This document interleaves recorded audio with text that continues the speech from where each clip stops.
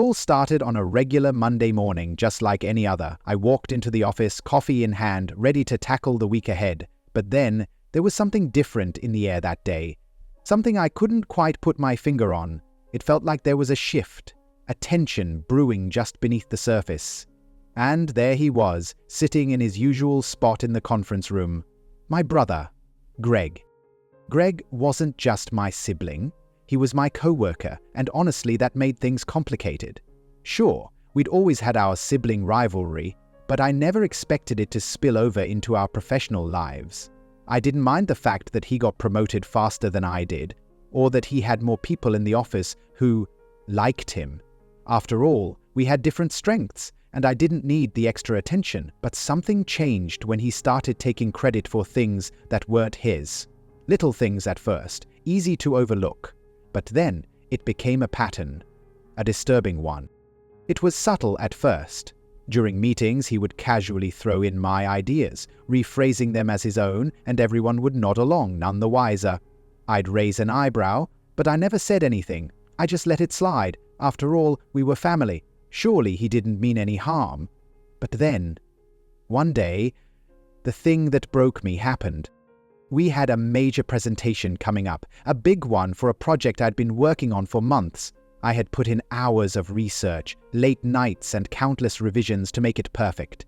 The night before, Greg showed up at my apartment, and we talked briefly about the project. He had his usual charming smile and encouraging words.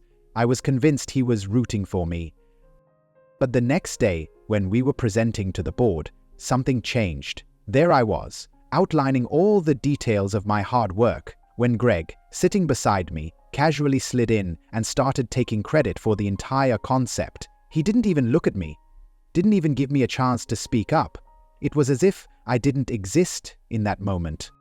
The room applauded his brilliant ideas, and I was left there in stunned silence, watching as the spotlight shifted away from me.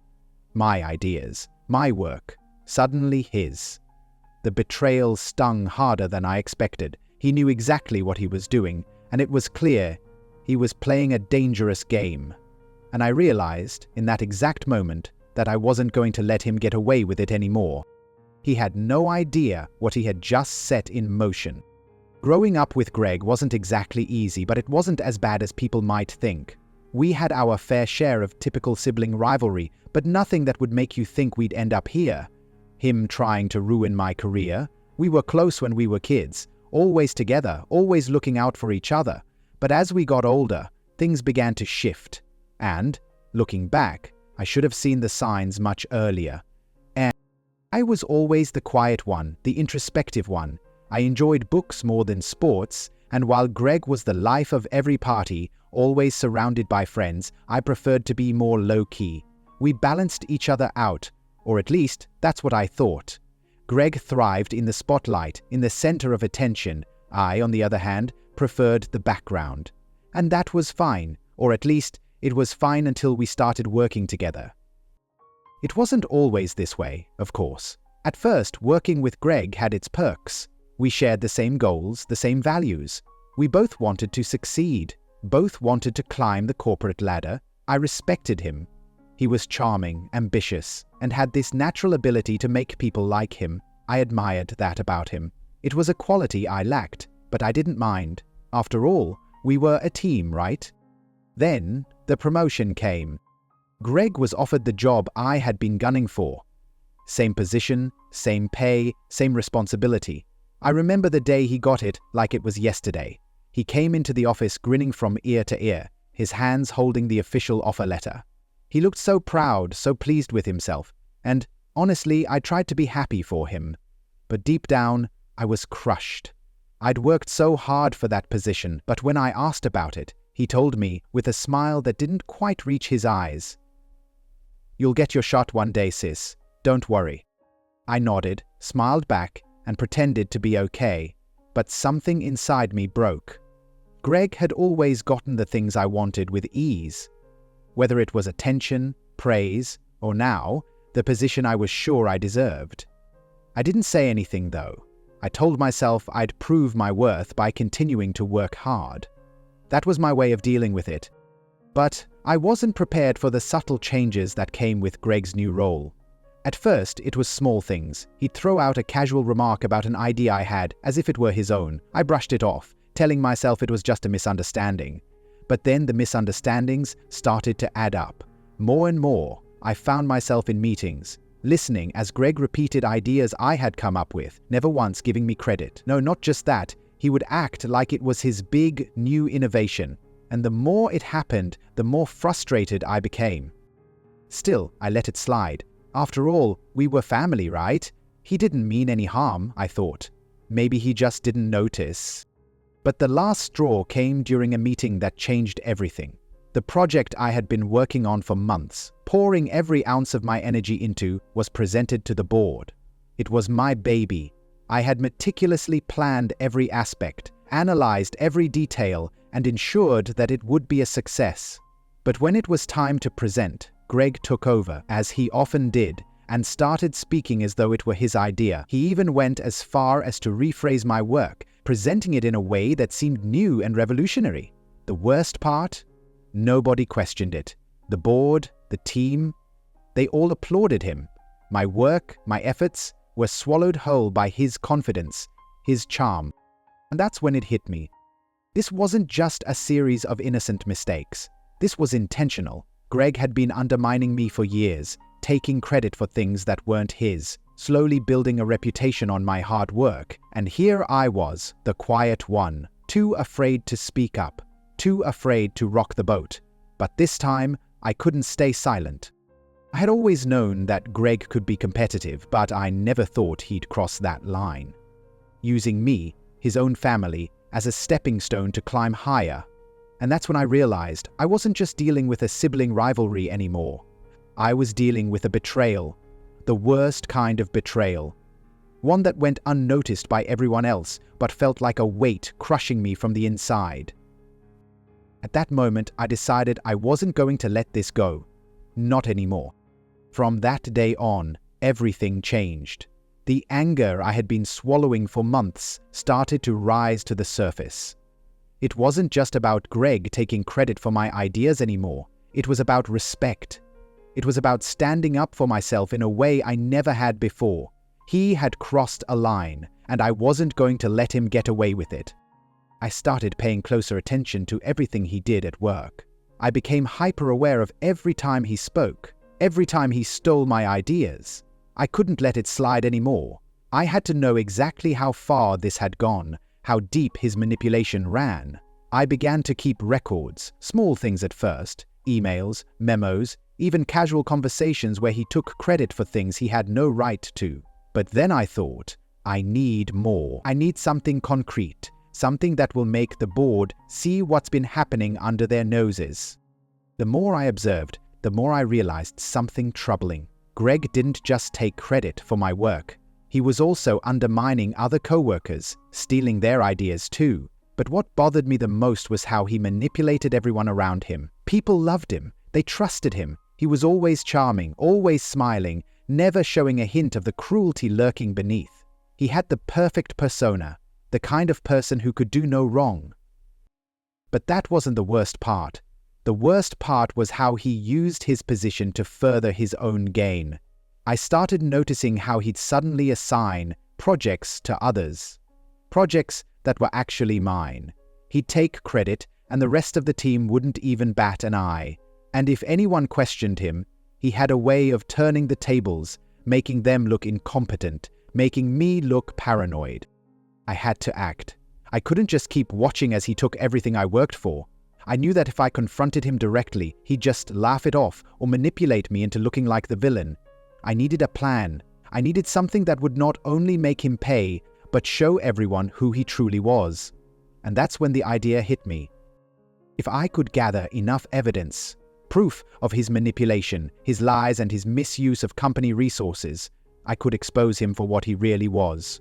But I had to be smart about it. I couldn't be obvious.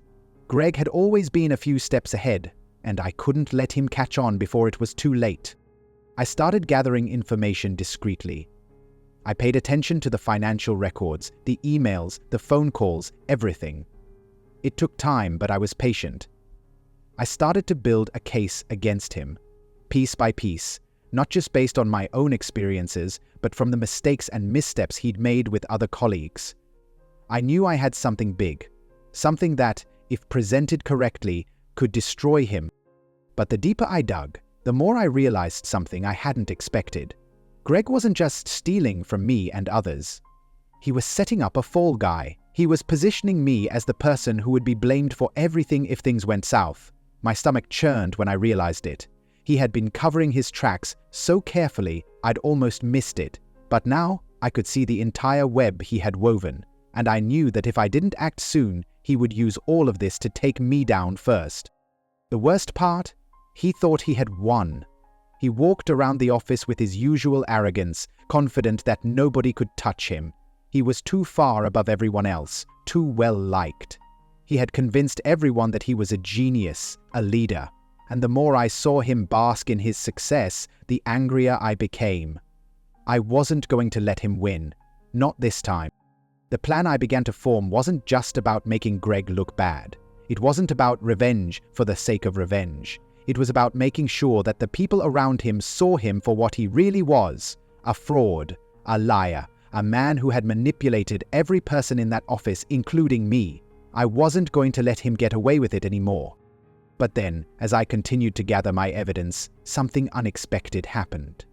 I overheard a conversation between Greg and his closest ally at work, Jason, a senior manager who had been blindly supporting him for years. They were talking about me. At first, I thought nothing of it, but then I caught a few words that made my blood run cold. "We have to get rid of her," Greg said, his voice low and dangerous. "She's getting too close to the truth, and if she finds out what I've done, everything's over." Jason chuckled. "You sure? She's no match for you, Greg. You've got everything under control." "No," Greg replied, his voice sharper now. "I can't let her threaten everything I've worked for. She's too smart. I'll make sure she's out of the picture before she realizes what's going on." The words hit me like a punch to the gut. He was planning something. Something that would ensure I would lose everything I had worked for. He was ready to pull the rug out from under me. But that was the moment I knew I had to act. I had to make my move before it was too late. I knew that I had the power to end his career if I played my cards right. But I also knew that if I wasn't careful, he would take me down with him. This wasn't just about revenge anymore. It was about survival. I had to be smart. I had to outsmart him. The tension in the office grew. Every day felt like a countdown to the moment when I would make my move. I could feel the walls closing in, but I also knew that I was getting closer to exposing Greg for who he truly was. Every piece of evidence I gathered, every conversation I overheard, brought me closer to the moment when I would finally confront him and watch him crumble. End foot. I was ready. The day of reckoning came sooner than I expected. I had been gathering evidence for weeks, meticulously piecing together Greg's lies, his manipulations, and his complete disregard for anyone else at the company. I knew I had everything I needed to destroy him, an airtight case that could ruin his career in a single moment. But I also knew that if I didn't act quickly, Greg would find a way to silence me before I could expose him. That afternoon, I made my move. I had arranged a meeting with the board. A casual, informal gathering that was supposed to be about future company strategies, but I knew exactly what I was going to do. As I walked into the boardroom, my heart pounded in my chest, and I could feel the weight of the moment hanging over me. This was it. This was the moment I'd been waiting for. Greg, of course, was already there, sitting at the head of the table with his usual air of confidence. He looked up when I entered, offering his typical warm smile, but I saw the flicker of something in his eyes, a hint of nervousness. It was subtle, but I could tell he knew something was off. He didn't know what I had on him, but he could sense the shift in the air. I sat down, placed my laptop in front of me, and glanced around the table. Everyone was there. The key decision makers, the people who could make or break Greg's career. I took a deep breath, and, with a calmness I didn't feel, I began to speak. "We've been discussing the future of this company," I started, my voice steady. "But I think it's time we talk about the past.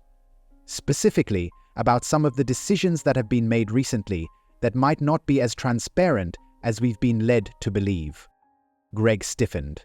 I could see the color drain from his face, but he remained silent, watching me with a look of uncertainty in his eyes. He knew something was coming, but he didn't know how much.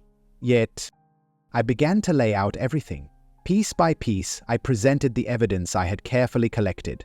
Emails, financial records, documents showing how Greg had used company resources for personal gain, how he had taken credit for my work and the work of others. I showed how he had manipulated people into believing he was the mastermind behind successful projects, all while sabotaging others, including me. Every word I spoke was backed up by solid proof, every accusation supported by undeniable facts.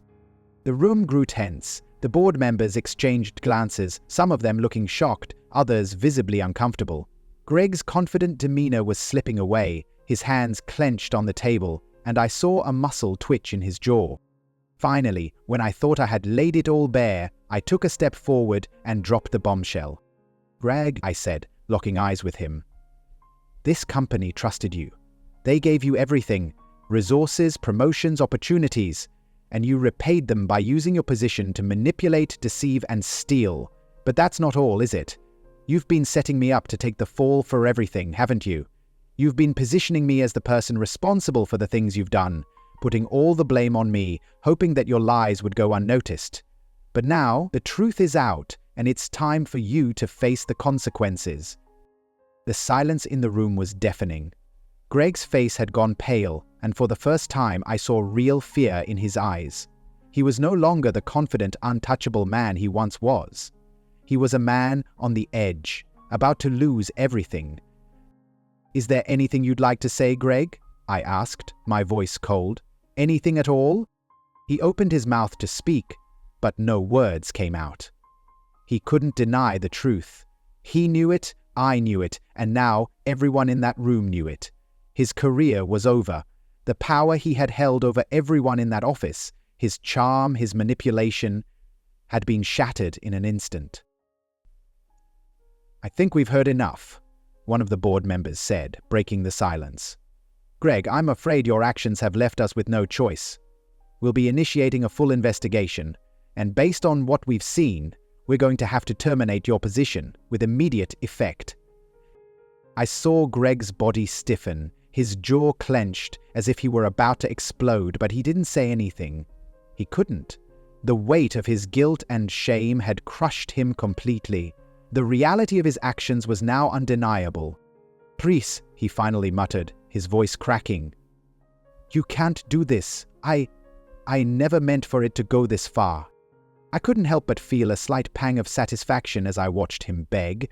He had thought he was invincible, too powerful to ever be caught. But now, he was the one on his knees, pleading for mercy that would never come.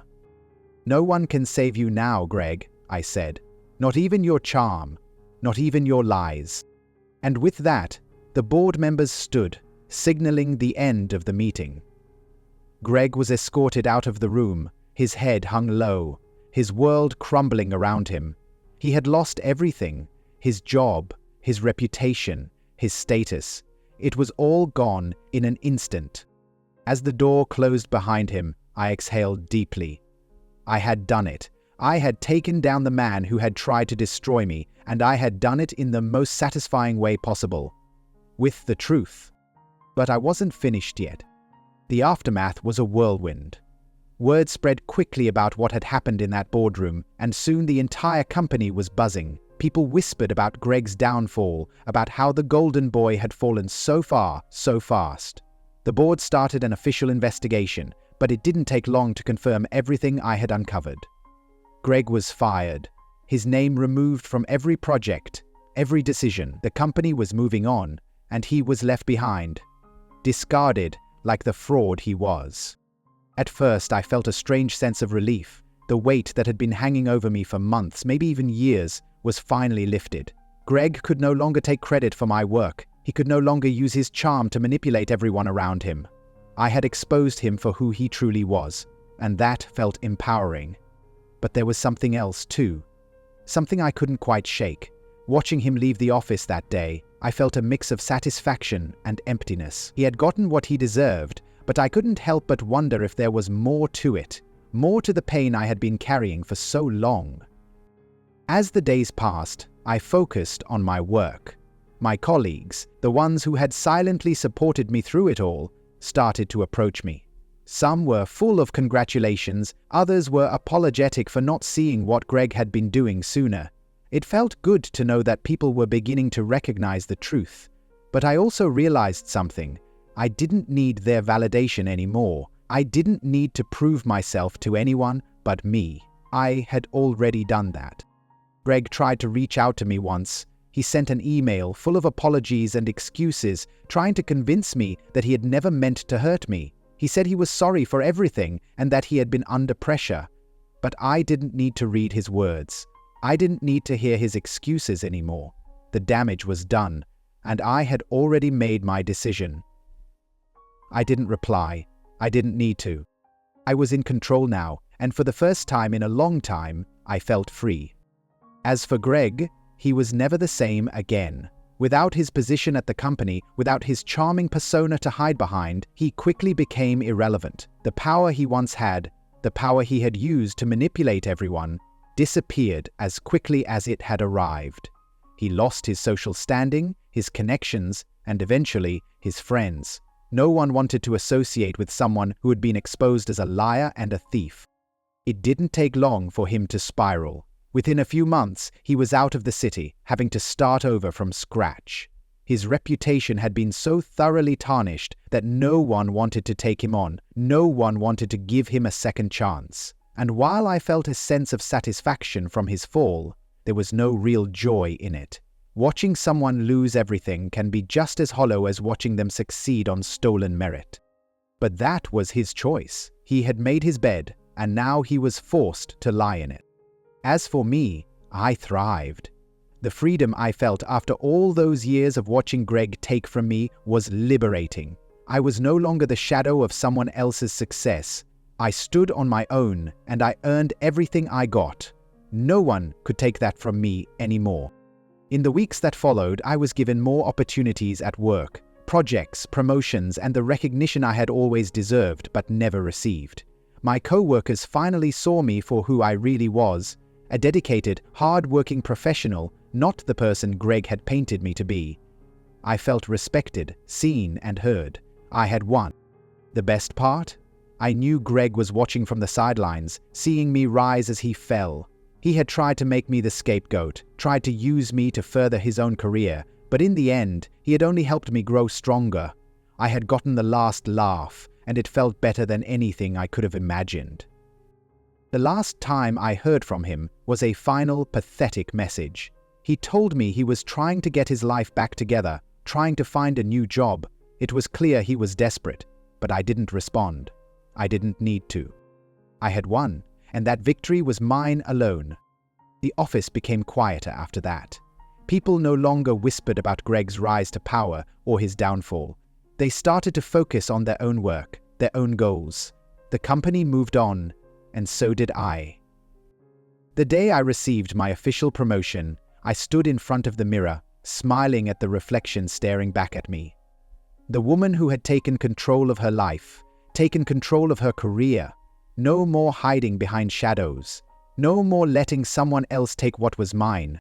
I was the one in charge now. And Greg, well, he would never be a problem again. I was free. Months passed, and life slowly returned to its rhythm. The office became quieter, more focused. The air no longer hummed with whispers about Greg's rise and fall. People went about their work, and I focused on mine. I threw myself into the projects I had been overlooked for, and I began to thrive in a way I hadn't before. The promotion I received was more than just a title. It was recognition for everything I had put into my work, everything Greg had tried to steal from me. I was no longer a footnote in someone else's story. I was the author of my own narrative. But even though everything seemed perfect, I couldn't shake the nagging thought that lingered in the back of my mind. The power I had reclaimed felt good, But I knew that this victory, as sweet as it was, had come at a price. Greg's fall wasn't just about my revenge. It was about the collateral damage we both caused. The damage that affected more than just the two of us. It affected everyone who had ever trusted him, everyone who had been deceived by his smile and his charm. They were the ones who had to live with the consequences of his actions. And then, one day, as I was walking out of the office after a long day, I ran into him. "Greg." It wasn't the dramatic confrontation I had imagined, nor was it the apology I had been secretly hoping for. No, it was far more pathetic than that. He looked different. His once pristine suit was wrinkled, and the confident glint that used to shine in his eyes was gone. Instead, there was something much darker. A desperation, a defeated look that I couldn't ignore. At first, I thought it was a coincidence, but when I saw him standing there, fidgeting with his phone and avoiding my gaze, I knew. He had come for one thing, a last attempt at redemption. "Hey," he said, his voice barely above a whisper. "I didn't expect to see you." I raised an eyebrow. "You didn't expect to see me? Why is that, Greg? I thought you had everything figured out." He winced at the words, but I couldn't help myself. The anger I had buried for so long bubbled to the surface. The years of watching him take what was mine, the years of feeling small and invisible, it all came rushing back in that moment. I know I messed up. I know you probably hate me, but I'm sorry, okay? I'm really sorry," he said, his words tumbling out in a rushed, almost desperate manner. I watched him for a moment, waiting for something, anything, to show that he understood the depth of his betrayal. But all I saw was a man who had lost everything, someone who had come to me not for closure, but for some sort of validation. He wanted me to tell him it was okay, to tell him that I forgave him, that everything could go back to normal. But I knew better. "You've hurt a lot of people, Greg," I said quietly, my voice steady. "And you've hurt me too. You don't just get to walk away from that." He looked down, his face falling. I know I don't deserve anything from you, but can we just—" "Greg," I interrupted, my voice firm. "No, you don't get to do this. You don't get to apologize for everything you've done, thinking it'll make it all go away." There was silence between us, a heavy, uncomfortable silence that hung in the air. And then, something inside me shifted. I wasn't angry anymore. I wasn't even sad. I was just done. "You made your choices," I continued, my tone softening just slightly. "And now you have to live with them.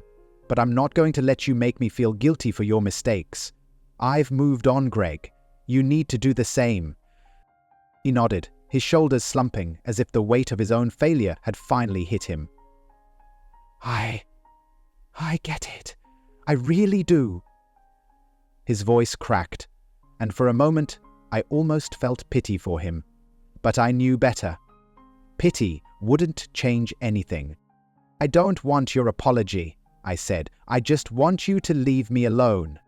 And with that I turned and walked away. I didn't look back. I didn't need to. Greg was a chapter of my life that had closed. The person he had been, the one who took credit for my work, who manipulated everyone around him, who used me, was gone. He was just a shadow of the man he once was. And I wasn't going to let him take up space in my life anymore. As I walked away, I felt a strange sense of peace. The story was over. Greg had lost, and I had won. Not because of the power I had taken from him, but because I had taken control of my own life. He would never have the power to hurt me again. The finality of it all was comforting. I was free.